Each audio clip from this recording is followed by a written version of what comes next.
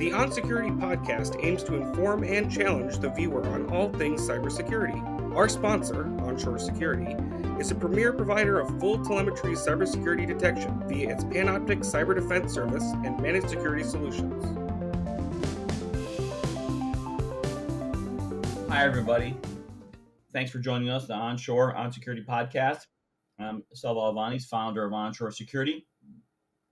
And with us, we have Chase Cunningham, who's got a pretty long resume. So I'll let him give his intro, but let's give a nod to Josh Eckler, our producer, real quick. Hey, Josh. Hi, everybody. All right. And we got a lot to talk about. Chase, got to give us some background. Tell us a bit about you, and then we'll jump in. So I'm retired Navy.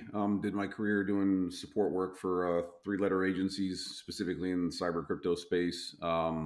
Medically retired in 2012. Did a bunch of work for the government after that. I was a forester analyst for about 4 years, which I guess now makes me a recovering forester analyst because I think they need a support group after you leave forester. And then I've been at Ericom now for about a year and a month, doing rolling out a ZT specific product set. So it's been a pretty busy few years. Got 6 published books on cyber, working on number 7 right now. That's some midnight oil there, I could tell. And really appreciate, that kind of service, way beyond even just like, hey, I'm a good guy and I'm doing the right thing. These are major contributions, and people in the space pretty much know your name. And it followed you a good bit. You've spoken at some pretty, prominent events. And so that's how, I know your name.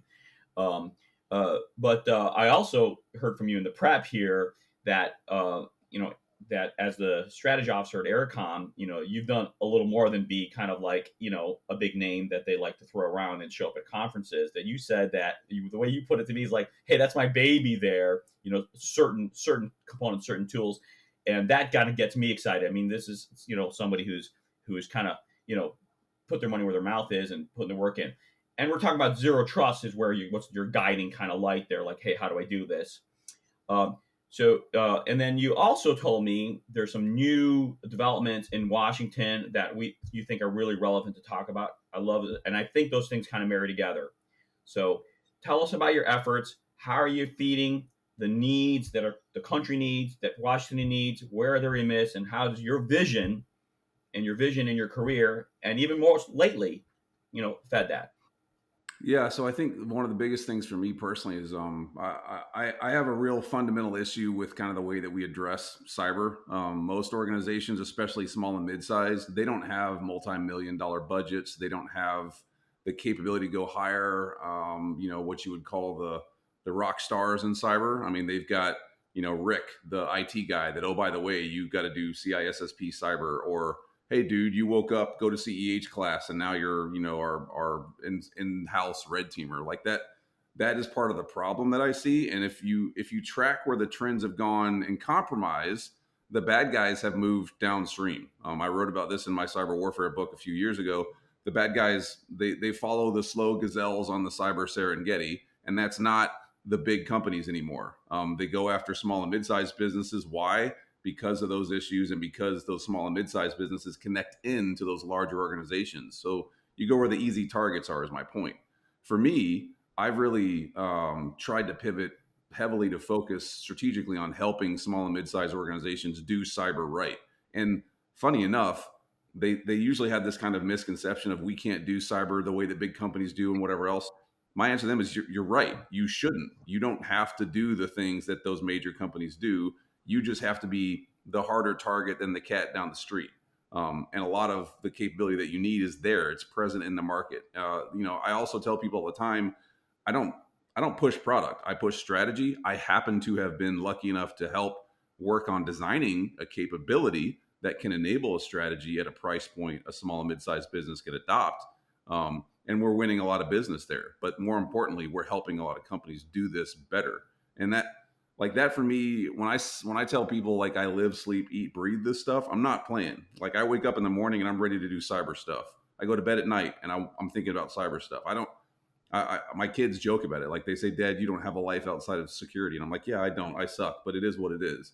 This is my thing. So, this is where we're at. This is where I want to be. I think we can help people do this right. And it's not about buying sexy, cool, shiny AI powered flying owl capability things or whatever. It's really having the right tech at the right price to do the right things and make you the harder target.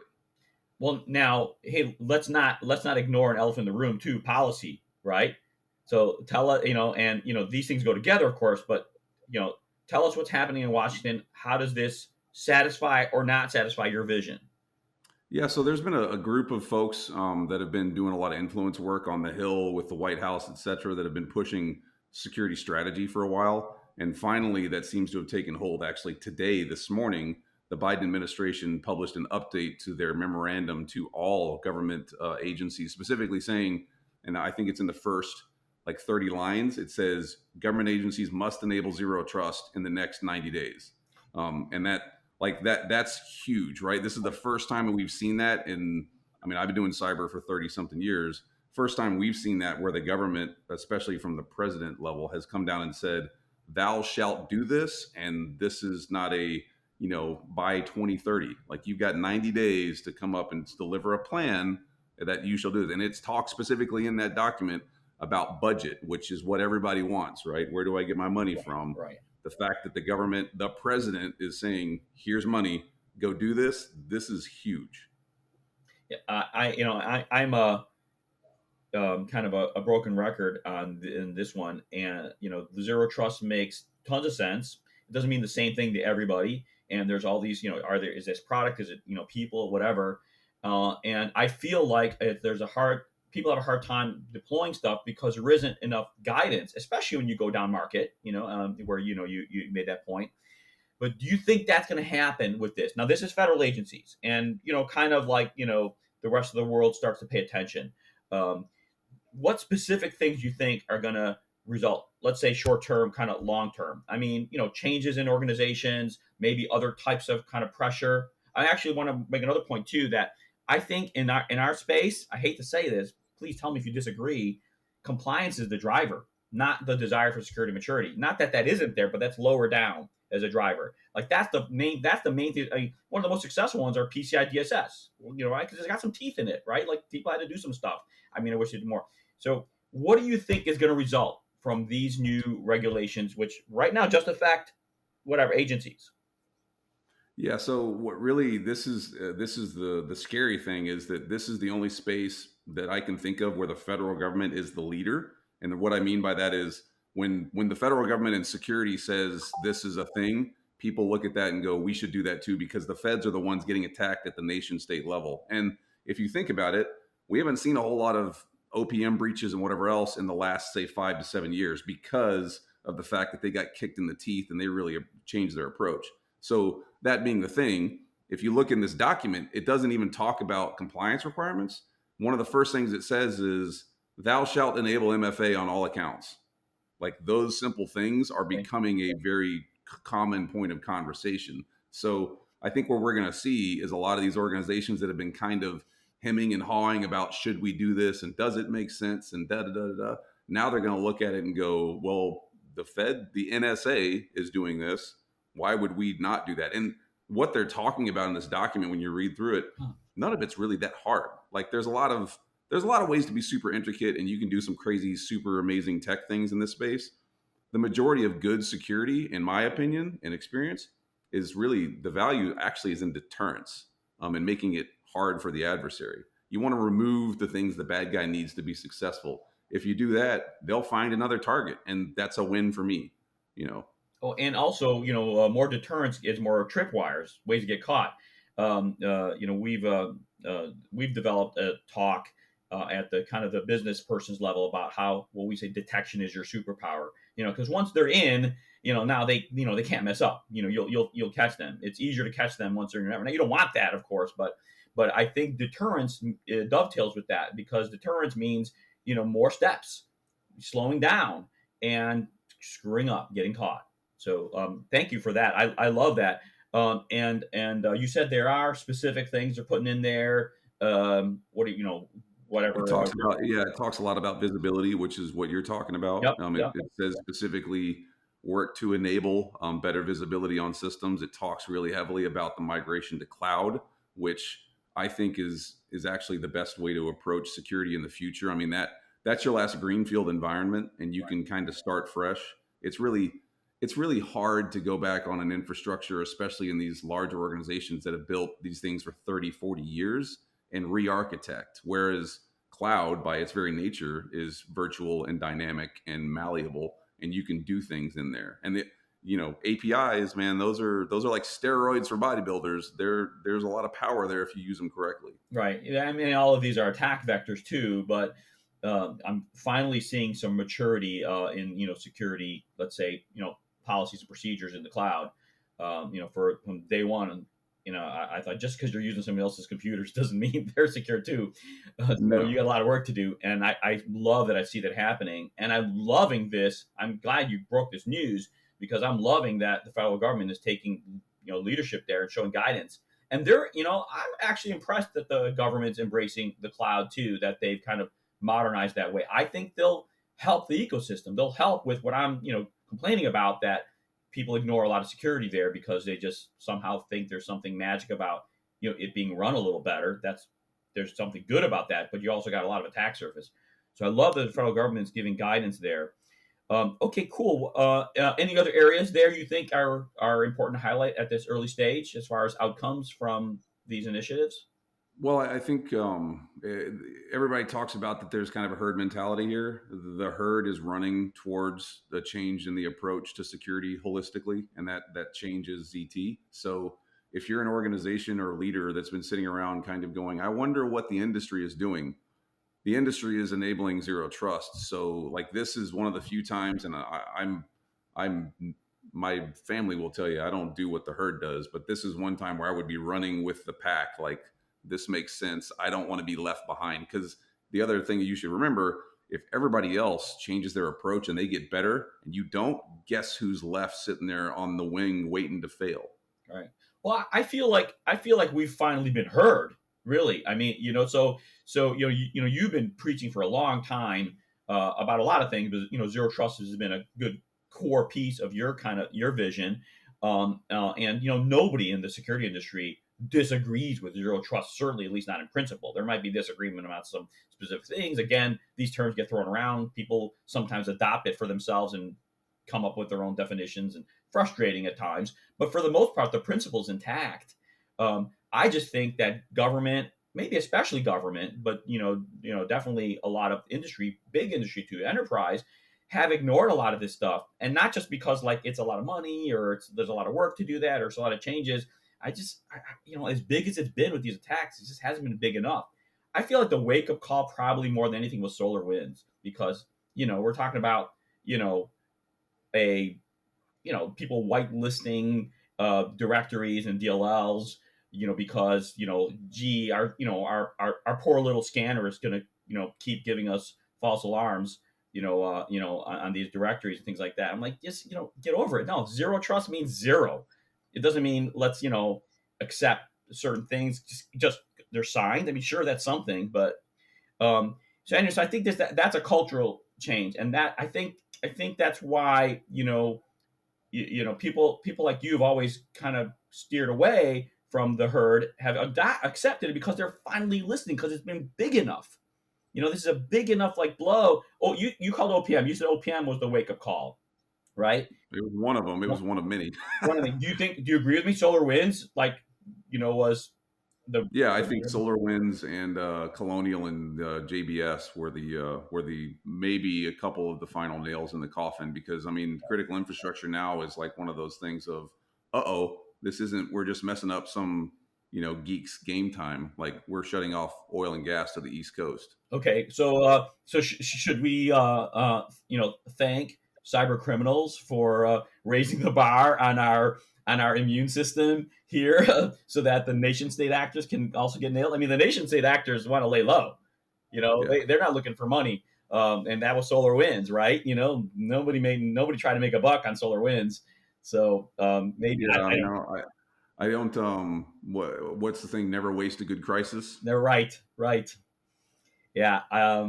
Yeah. Well, that's you doing your job, and people in our whole space doing our jobs.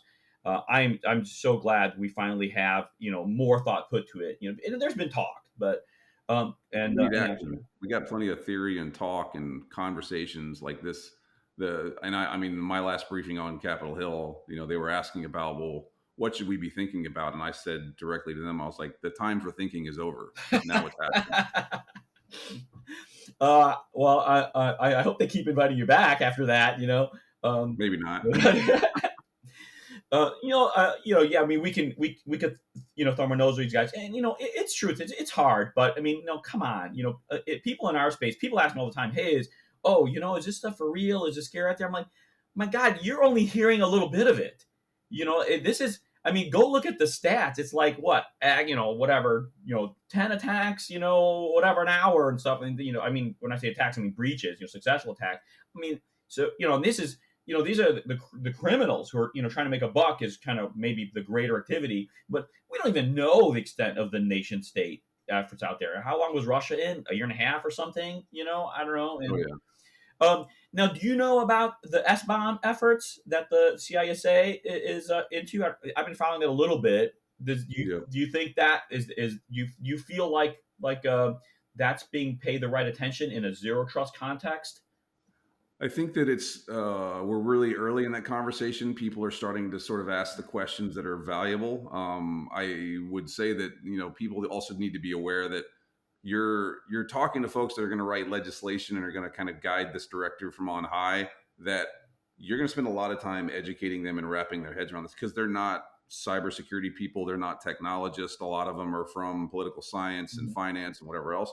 And to be perfectly fair, there's a learning curve for them. So we as the folks that understand this stuff are going to have to be patient and take our time and drive that forward because there's such a high up to the right sort of curve for them to get this and then finally write legislation and then for it to go in and be a thing. But what concerns me honestly is that the way that we're building apps now is so disjointed and it's so fast that I think that we're going to have continued issues around the software lifecycle for security for the foreseeable future. I don't see this. I don't think this is going to be something that's even fixed, honestly, but by 2030. I think it's going to take longer than that. Wow, 2030. Okay, so yeah, we're talking a lot of damage in the meantime. I'll throw in the mix that we better have amp up our diplomacy where we can too.